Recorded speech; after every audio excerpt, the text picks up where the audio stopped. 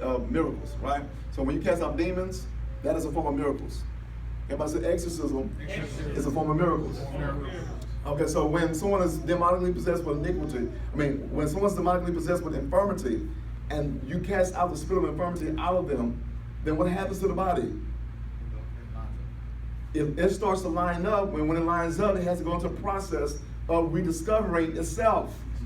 You see, so once you cast the spirit of infirmity out, the body has to get used to not having the spirit of infirmity possess it. That's where the process of healing comes in. So there's miracles and healing taking place simultaneously. Does that make sense? Amen. All right. So the miracle happens when you cast out the devil. Healing happens when the process of the body comes back into its restored state. Amen. That make sense? Amen. Okay. So I'm done with the wisdom of laying on the hands. Go to the PowerPoint. Wisdom of laying on the hands, 100. This is our last part. And then we're moving into something else deeper next Thursday. So listen what Hunter said. Many people, if they do not get an instant healing, make the mistake of going back to their seat and saying immediately, I didn't get my healing. This is allowing the devil to steal what happened to you. So don't ever listen when the devil tells you that. When we're laying hands on the sick, we need to encourage people to continue to believe for their what? Healing. So the recipient that comes to you when you lay hands on them, they'll go back to their seat and say, I still feel the same. And what happens when they say that?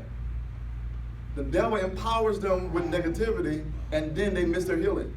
Instead of when you lay hands on them and they go back home, they go back to their seat, thank God I'm healed, thank God I'm healed. Instead of thinking positively and speaking words of faith to let the healing process continue, they speak negative because they want it to happen right away. You see? But when you lay hands, you got to know that, amen, that person that is receiving that healing is receiving healing. And that person that receives healing from your hand has to know that they're healed. It's very powerful. It's very important. Especially if you're operating as a prophet or prophetess, you can never be discouraged because you know that the words that you speak, it must come to pass. Words that you speak must come to pass. And the prophet or the prophetess must operate in all manifestations of the Spirit.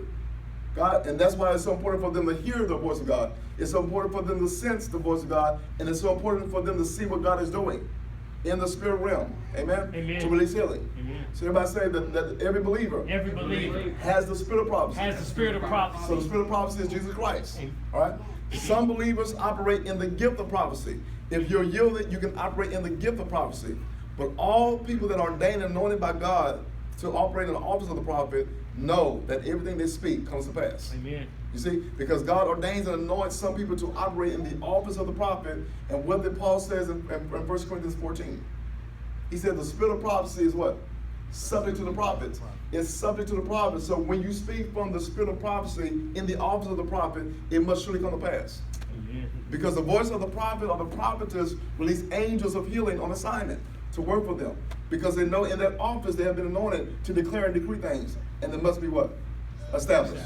It must be established. So you have the spirit of prophecy, the gift of prophecy, and the what? Office of the prophet. And this is really the word of prophecy that we're going to deal with later on. Okay, just real quickly. I just want